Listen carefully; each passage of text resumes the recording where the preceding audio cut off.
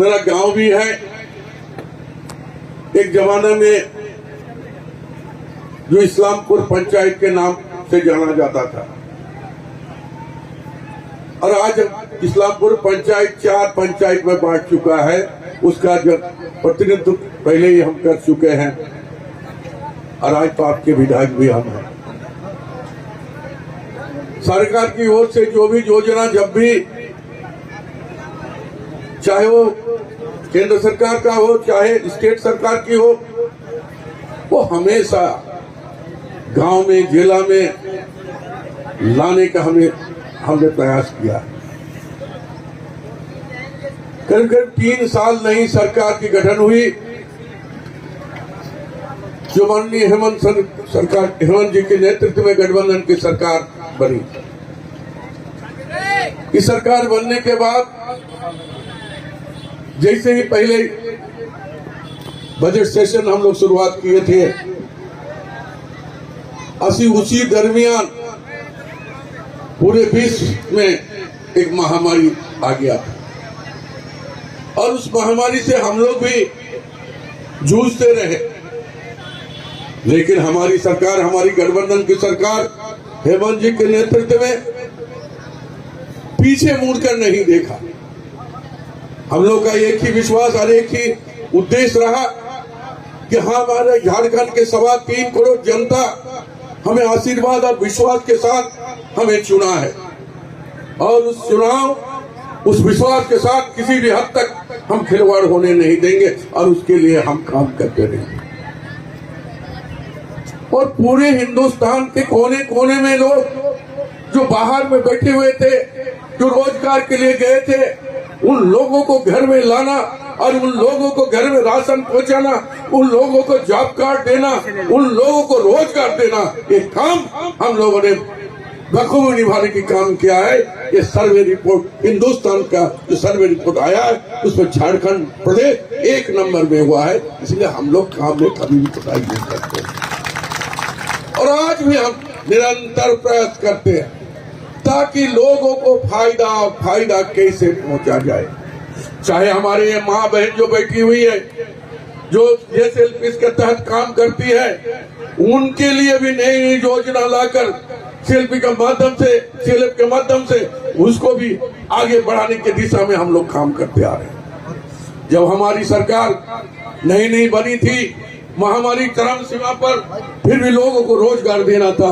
हम ग्रामीण विकास की एक नहीं अनेक योजना को जो है शुरुआत माननीय हेमंत सरन के सलाह से हम लोग ने किए थे।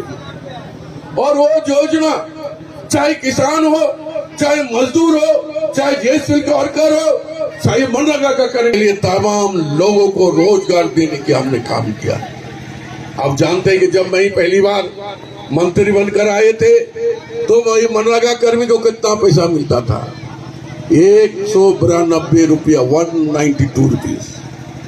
लेकिन धीरे धीरे हम लोगों ने अभी उसको 240 रुपया में हम लोग किया, और अभी जो हम लोग चलाने के काम किए थे, और उन्होंने उस समय हम लोग ने माननीय मुख्यमंत्री से बात करके ऐसी योजना की शुरुआत किए थे जो पहले भी चला रहा था, प्लांटेशन, पौधा का रोपण।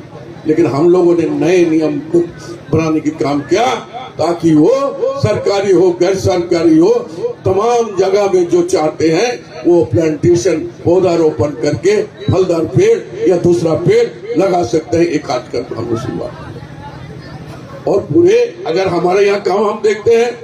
लेकिन पाकुड़ में आज भी एक लड़का आया था, उन्होंने कहा कि आपने जो शुरुआत किए थे, दोबारा हम वहाँ पर 2 कुआं निर्माण करना चाहते हैं, और 150 जो है आपके दिया हुआ चारा, यानी सरकार के दिया हुआ चारा वो लगाए, बड़े पौधा के रूप ले लिया। उम्मीद रखते हैं कि अगले साल हमारे ये जो है 150 जो चारा लगाए थे वो अगले साल फलदार पेड़ के रूप में हमको देखने मिलेगा। और इसीलिए हम आपको बधाई भी देते हैं, धन्यवाद भी करते हैं, और आपको जाना होगा। मुझे खुशी है कि हमने जो योजना की शुरुआत किए थे, चाहे सरकारी हो चाहे बेसरकारी हो, किसी भी लोगों को उसमें फायदा पहुंचेगा। और वो फायदा ये निरंतर आप रहे ना रहे, लेकिन आपने जो पौधारोपण करके गए, उसका खुशबू, उसका फायदा लोगों को, आने वाले नस्ल को मिलते रहेगा, इस बात को हमें विश्वास है। एक पेड़ हमारा बाप दादा लगा कर गए, हम तो खाए, हमारा बेटा भी खाएगा। यही जो है शुरुआत ग्रामीण विकास के द्वारा आपके यहाँ शुरुआत करने की काम हमने किया। दीदी बाड़ी योजना के तहत यहाँ के लोगों को हम बराबर कहते हैं, जो हमारे विभाग के लोग होते हैं उनको भी बोलते हैं, जो हमारे सहकर्मी होते हैं उनको भी बोलते हैं कि गांव में जो उसके आंगन के बगल में जो जमीन 1 डिसिबल 2 डिसिबल जमीन जो पड़ा हुआ है, उसमें फलदार पौधा लगाए, सब्जी लगाए, पानी की व्यवस्था हम करेंगे, ताकि वहाँ सब्जी लगाकर उस परिवार के भरण पोषण हो, उस परिवार में सब्जी उसको मिले और पोषाहार का काम करेगा। यानी हम कहना चाहते हैं पौष्टिक जो है सब्जी उसको मिलेगा, जिससे कुपोषण की जो कमी है उसको भी दूर करने की काम हम लोग करेंगे। निरंतर हम लोगों ने सरकार के द्वारा एक नहीं अनेक योजना, कल्याणकारी योजना चलाने के हम लोग ने काम किया। एक सर्वजन पेंशन, इसका शुरुआत माननीय मुख्यमंत्री हेमंत सोरेन जी के द्वारा किया गया। ये क्या है? जब गांव में हम जाते थे, लोग कहते थे मेरा उम्र 70 साल हो गया, बुढ़िया बोलती थी जो हमारी, बोले बेटा मेरा 70 साल उम्र हो गया, फिर भी हमें वृद्धा पेंशन नहीं मिल रहा है। हम लोगों ने उस पर संज्ञान लिया और हम लोगों ने कहा कोई भी बंधन नहीं, कोई सर्टिफिकेट की जरूरत नहीं, सिर्फ आवेदन भरे और आधार कार्ड दे, 60 साल के ऊपर चाहे महिला हो चाहे पुरुष हो, सारे लोगों को वृद्धा पेंशन दिया जाएगा। उसी तरह विकलांग पेंशन भी हम लोग देते हैं। पहले का नियम था कि 40 साल की महिला अगर विधवा होती है तो उन्हें पेंशन दिया जाएगा, लेकिन 30, 35, 38 साल की विधवा अगर हो जाती है उसको पेंशन नहीं का। लेकिन हम लोगों ने कहा ये गलत है। आज भी यहाँ के लोग 22 साल 24 साल का इंसिडेंट घटना घटती है, वो विधवा बन जाती है, उसको भी पेंशन मिलना चाहिए और हम लोगों ने वो भी करके देखा है। जो हम कहते हैं वही करते हैं, इस बात को विश्वास दिलाना चाहते हैं। दोस्तों, मैं अपने बातों को ज्यादा लंबा नहीं करना चाहते हैं। अभी आप लोग